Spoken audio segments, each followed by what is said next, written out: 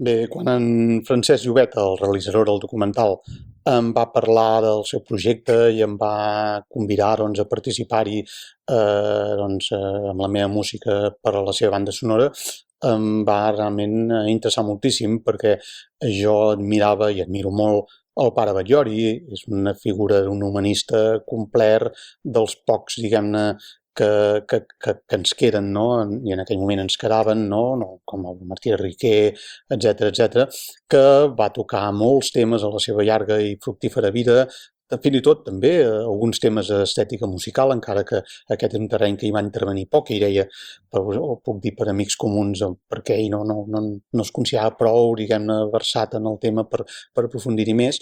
Però el fet, doncs, per tant, és que a mi va ser per mi un repte molt interessant que vaig acceptar, doncs, amb entusiasme, no?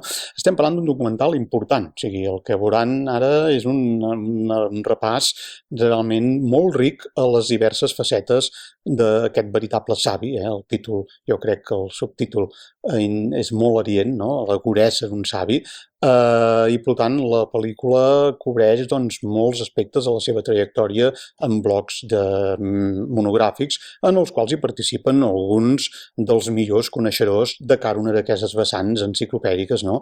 D'aquest home, no? Del pare Batllori, no?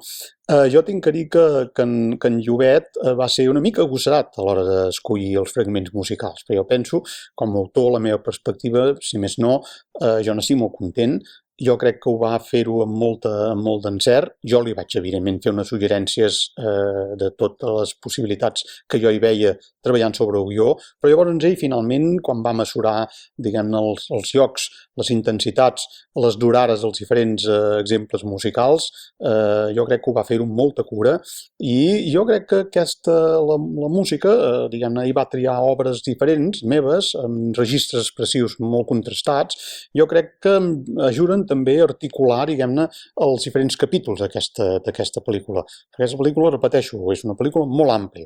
Llavors, jo crec que també reforcen un cert punt d'inquietud en alguns moments, perquè alguns dels temes que s'hi toquen doncs, realment són realment molt intensos. També s'estableix un diàleg amb altres músiques, quan parlem en un sentit més històric, per exemple, els Borja, etc. I jo potser destacaria, diguem-ne, penso que li dona un punt de gran emotivitat a la música, diguem-ne, que s'utilitza pels títols de crèdit finals, però que no els hi anticiparé, perquè crec doncs, que vostès ja ho podran escoltar i veure doncs, aquí pocs minuts.